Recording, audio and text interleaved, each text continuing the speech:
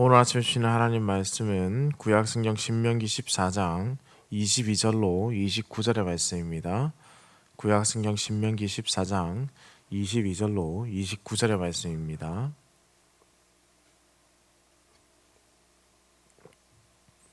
함께 한 목소리로 합독해서 읽겠습니다.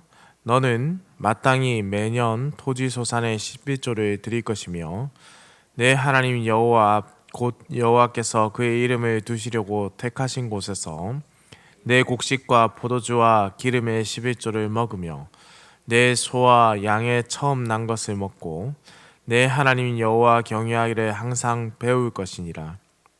그러나 내 하나님 여호와께서 자기의 이름을 두시려고 택하신 곳이 내게서 너무 멀고 행로가 어려워서 내 하나님 여호와께서 그 풍부히 주신 것을 가지고 갈 수 없거든 그것을 돈으로 바꾸어 그 돈을 싸가지고 내 하나님 여호와께서 택하신 곳으로 가서 내 마음에 원하는 모든 것을 그 돈으로 사되 소나 양이나 포도주나 독주 등 내 마음에 원하는 모든 것을 구하고 거기 내 하나님 여호와 앞에서 너와 내 권속이 함께 먹고 즐거워할 것이며 내 성읍에 거주하는 레위인은 너희 중에 분깃이나 기업이 없는 자이니 또한 저버리지 말지니라.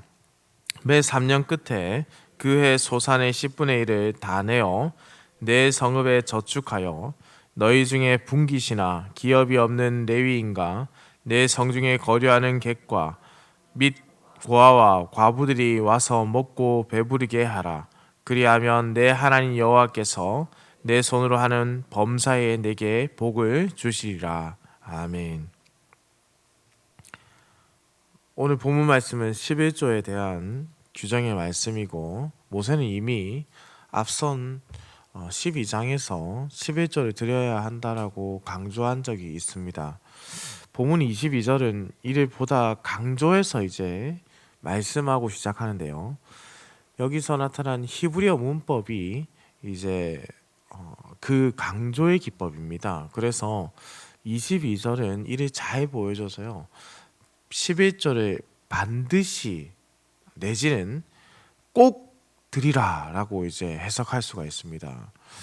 우리는 앞서 이스라엘이 가나안에서 누리게 될 부와 평강은 모두 하나님의 은혜의 결과라는 것을 배웠습니다. 그러니 사실 앞으로 이제 들어가게 될 그 가나안 땅도 그 땅에서의 소산과 축산업으로 인한 소득의 증가는 결국 인생 자체의 어떤 노력의 결과물로서 주어지는 것이 아니라 하나님께서 언약으로서 약속하신 땅에서 은혜로 베풀어 주신다라는 것을 알 수 있다는 것이죠. 그러므로 11조는 내가 노력한 결과물을 하나님께 드리는 것이 아니라는 것이죠. 자기 백성에게 은혜를 베풀어 주신 하나님께 감사의 표현으로서 이 소산이 나온 것은 하나님께서 하신 것이다라는 돌려드린다라는 예물의 의미가 강하게 있는 것입니다. 레위기 27장 30절과 33절과 30절에서 33절과 민수기 18장 21절에서 32절에도 동일하게 11조에 대한 규례가 또 나타납니다. 레위기 27장 30절에서 33절과 그런데 이 본문의 차이가 조금 있습니다. 레위기는 농작물과 가축의 11조에 대해서 말씀하는데요. 오늘 본문에서는 가축에 대한 언급은 없죠. 그리고 농작물에 대해서만 예를 들고 있습니다. 곡식, 포도주, 기름이 그것이라 할 수 있겠죠. 또한 본문과 민수기 18장 21절에서 32절의 차이점은 본문은 상당 부분 어떻습니까? 드리는 자가 하나님 앞에서 가족들과 함께 먹는 것으로 지금 묘사되고 있지 않습니까? 그런데 민수기는 11조가 전적으로 이스라엘 지파 중에서 기업을 받지 않고 성전에서 하나님을 섬기는 레위인의 몫이라고 기록하고 있고 레위 사람들은 백성에게 받은 11조의 11조를 제사장들에게 주어야 한다는 규정의 차이가 좀 있습니다. 그러나 동일하게 다른 11조를 말씀하는 것이 아니라 하나님께 드리는 11조의 규정들이 조금 더 세분화되어 있다라고 볼 수 있겠죠. 학자들 중에 오늘 본문에 나타나는 이 11조가 다른 11조다라고 보기도 합니다. 두 번의 11조를 말씀한다라고 보기도 한데요. 저는 한 번의 11조를 말씀한다라고 봅니다. 어떻게 보냐면 다만 11조의 목적이 다르기 때문에 먼저 본문에 보시면 성전에 매년 드리는 11조가 있고 매 3년의 11조는 자기 지역의 복지를 위해 드리는 11조로 구분된다라고 보는 것이죠. 11조의 상당 부분을 드리는 자가 자기들을 이끌고 성소에 가서 자기 가족들을 이끌고 성소에 가서 하나님 앞에서 함께 먹는다라는 것이 조금 이상하게 여겨지지 않습니까? 왜냐하면 우리가 굳이 그렇게 가져가서 그것을 먹을 수 있을까? 또 엄청난 양이 될 텐데 그것이 어떻게 되는 것인가라는 생각이 들 수 있습니다. 일단 우리가 이 일을 이해할 때 가족들을 이끌고 성소에 갔다라는 표현에 먼저 집중해 볼 필요가 있겠습니다. 이러한 일을 통해서 지금 이 시대가 아니라는 것에 대해서 이해를 하셔야 되는데요. 고대 근동 지역에서 이러한 일이 일어났다는 겁니다. 여성들과 어린아이들이 함께 성소에 방문해서 하나님과 예배에 대해서 배우는 아주 좋은 기회가 제공되어졌다는 시사점을 가지고 있는 것이죠. 자녀들을 포함한 온 가족이 성전에 가서 주님 앞에서 11조를 드리고 먹는 것은 그러니까 이 가족에게 다음 세대에게 굉장히 큰 교육적 효과를 보게 하는 것입니다. 만일 11조를 드리고자 하는 사람이 성소에서 너무 멀리 떨어져 살기 때문에 그 곡식을 운반하기가 어려울 경우에는 그러면 어떻게 하느냐? 돈으로 바꾸어서 성소에 가지고 갈 수가 있었습니다. 25절에 그 내용이 기록되어 있습니다. 그 당시에는 돈으로서의 개념에서 지금의 화폐의 개념을 그대로 가져오기는 어렵지 않겠습니까? 그때는 사실 금보다 은이 더 많이 사용되던 시기였고요. 귀걸이, 반지, 팔찌 또 이제 제가 고대 근동 문화 연구라는 수업을 들으면서 여러 가지 보았는데 어떤 다양한 형태의 동전이라 하기에는 우리의 지금에 나와 있는 동전과 조금은 다른 그런 형태의 무게를 달아 값이 계산되는 것이죠. 그러니까 하나하나의 그런 계산보다는 전체적인 무게에 대한 계산으로서 이제 볼 수 있는 것입니다. 그래서 공평한 저울을 달아라라고 말씀하시는 부분들이 상당수가 이제 말씀에 기록되어 있는 것이죠. 26절의 말씀을 함께 한번 보겠습니다. 내 마음에 원하는 모든 것을 그 돈으로 사되 소나 양이나 포도주나 독주 등 내 마음에 원하는 모든 것을 구하고 거기 내 하나님 여호와 앞에서 너와 내 건속이 함께 먹고 즐거워할 것이며 라고 했습니다.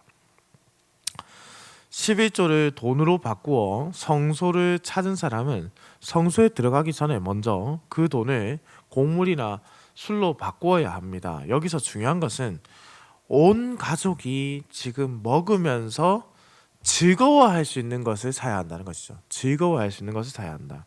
이처럼 3년 중 2년은 11조를 가지고 성소를 찾아가서 하나님 앞에서 온 가족이 기뻐하는 일로 쓰이고 매 3년째 11조는 성소로 가져가지 않고 자신이 살고 있는 성읍에서 가난한 자들과 레위 사람들을 위하여 쓰도록 드려야 한다라고 했습니다. 28절과 29절 말씀입니다. 매 3년 끝에 그 해 소산의 10분의 1을 다 내어 내 성읍에 저축하여 너희 중에 분깃이나 기업이 없는 레위인과 내 성중에 거류하는 객과 및 고아와 과부들이 와서 먹고 배부르게 하라. 그리하면 내 하나님 여호와께서 내 손으로 하는 범사에 내게 복을 주시리라. 아멘. 당연히 그런데 생각해 볼 것은 무엇입니까? 7년째 되는 해. 그때는 안식년이기 때문에 수확이 있을 리가 없지 않습니까? 땅이 쉬어야 하기 때문에. 그러니 드릴 11조가 없겠죠. 레위 사람들은 이스라엘의 12지파 중 유일하게 기업을 받지 않은 지파입니다. 하나님을 기업으로 삼은 자들이죠. 그러니 당연히 백성들이 이들을 섬기며 도와야 하는 것도 당연한 이치라고 할 수 있습니다. 또한 가난한 자들을 기억하고 먹이라고 했습니다. 가난한 자들을 주님께서 말씀하셨기 때문에 당연히 그들 또한 섬기는 것은 앞에서 말씀드린 바와 같이 내가 노력을 해서 얻어낸 결과물로서 섬기는 것이 아니라 하나님께서 나에게 복으로 주신 것을 나누는 것이기 때문에 내 것을 주는 것이 아니라 하나님의 것을 나누는 것이기 때문에 그것도 섬기는 것으로 당연한 이치라 할 수 있습니다. 11조는 이스라엘 공동체가 건강하게 서가는 데 있어서 매우 중요한 역할을 했습니다. 가난한 사람들이 내 인생은 왜 이렇게 힘들고 어렵고 먹고 살 게 없는 거야 라고 불평불만을 하는 것이 아니라 하나님의 은혜를 다른 여러 사람들로 통해서 경험할 수 있는 하나님의 은혜를 흘러가게 하는 매우 중요한 방편이 되었다는 것이죠. 그래서 오늘날에도 구제는 교회에 주어진 아름다운 하나님의 사역 중 하나인 것입니다. 사랑하는 흥덕한상교회 성도님들, 이스라엘은 하나님의 기업을 받은 자들로 하나님께서 그들에게 땅을 선물로 주셨습니다. 선물로 주신 것입니다. 그리고 그 주인은 여전히 하나님이시죠. 그 땅의 소산 중 일부를 하나님께 드린다는 것은 땅의 주인이 하나님이시다.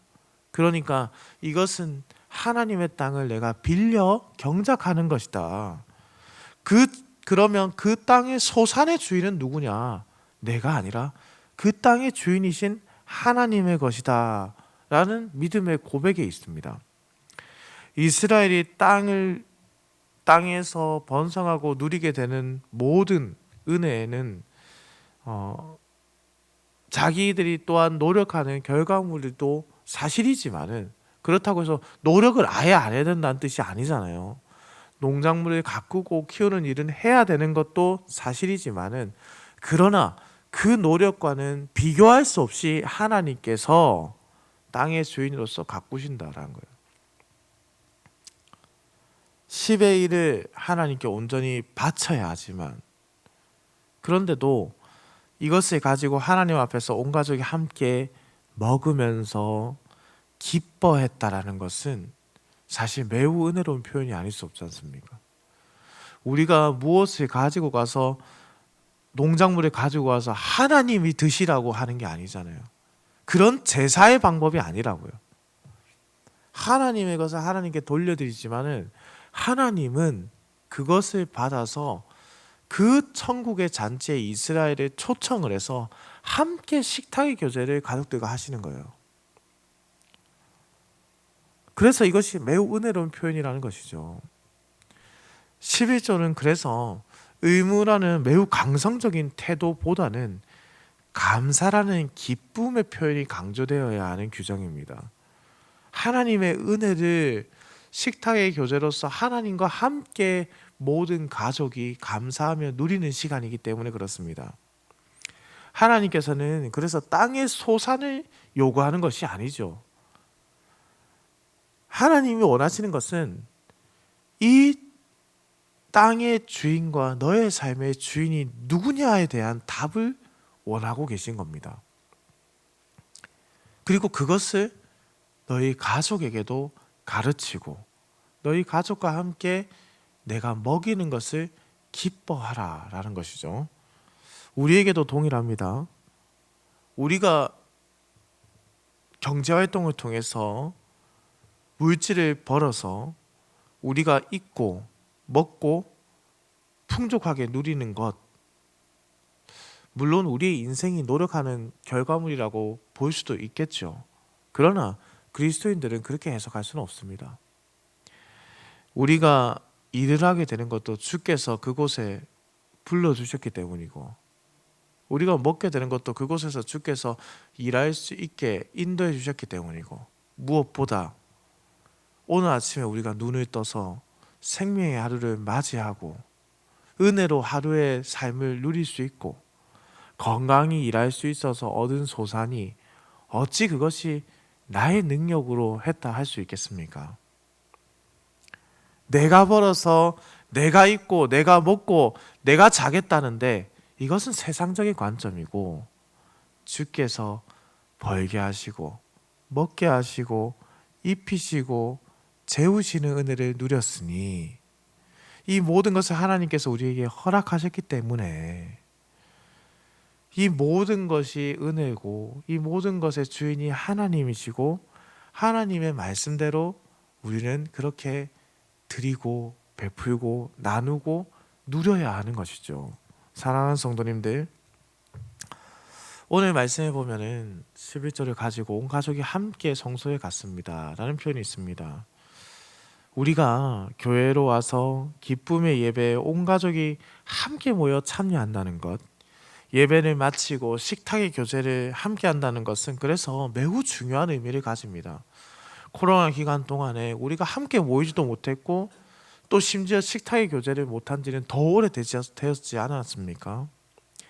우리가 한 식탁에서 하나의 음식을 먹는다는 것은 식구라는 의미가 있죠. 가족이라는 겁니다. 하나님 안에서의 가족이죠.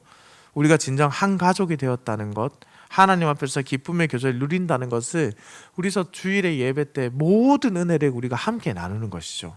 11조는 이러한 하나님 나라의 아름다움을 선포하고 또 하나님의 은혜를 흘러가게 하는 아름다운 은혜의 말씀입니다.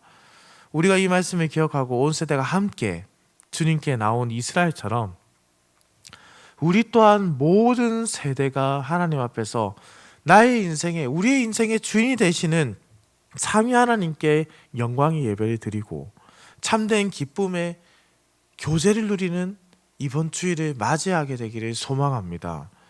사랑하는 성도들, 이번 주는 특별히 또 우리가 온 가족 예배로, 전가족 예배로 또 캐주얼 데이로 함께 모이지 않습니까? 얼마나 기쁜 날입니까? 이때 우리 기성세대들이, 어른 세대들이 하나님 앞에서 예배드리는 기쁨을, 그 감사를 온전히 다음 세대들에게 보여줄 수 있는 시간이 이 시간입니다. 우리가 예배 나오며 얼마나 기쁜지, 우리가 예배 드린다는 기쁨이 얼마나 큰 것인지, 내가 다시 일주일 뒤에 이곳에서 예배 드리는 그 은혜가 얼마나 풍성한 것인지를 우리 아이들에게, 자녀들에게 가르쳐주고 함께 누릴 수 있는 은혜의 시간이 우리 이번 주 주일 또 전가족 캐주얼 데이로 드리는 예배가 되기를 우리 주님의 이름으로 축원합니다. 함께 기도드립니다.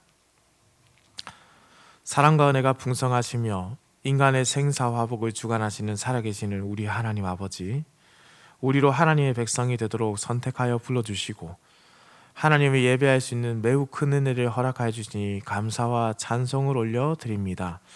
늘 부족하고 연약한 우리가 하나님을 예배할 수 있다는 그 기쁨을 잊어버리지 않게 하시고 오직 하나님께 드리는 기쁨을 회복하고 나의 것이 아니라 하나님의 것, 나의 주인 되신 하나님의 은혜를 고백하는 인생이 되게 하여 주시옵소서. 지금까지 지켜주신 것이 모두 주의 은혜임을 고백합니다. 때로는 우리가 당하는 고난과 어려움으로 인해서 주께 드리는 것을 인색하게 할 때가 있습니다.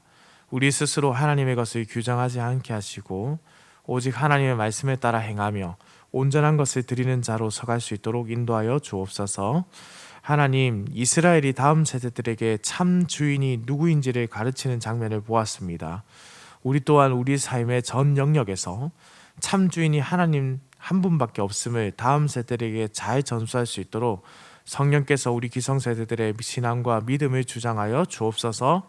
이번 주 다가오는 주일에는 함께 온 가족이 함께 모여 예배를 드립니다. 모든 세대가 하나님을 기뻐하고 하나님의 은혜에 감사하며 하나님께 영광을 돌려드리는 은혜의 예배를 드리도록 모든 시간 가운데 삼위 하나님의 영광이 충만한 은혜의 얼굴을 우리에게 비추어 주시옵소서. 오늘도 운전하는 모든 성도들의 운전대를 붙잡으시고 들어가거나 나가거나 주의 복을 누리는 우리 흥덕향성교회 성도들의 하루가 되게 하여 주옵소서.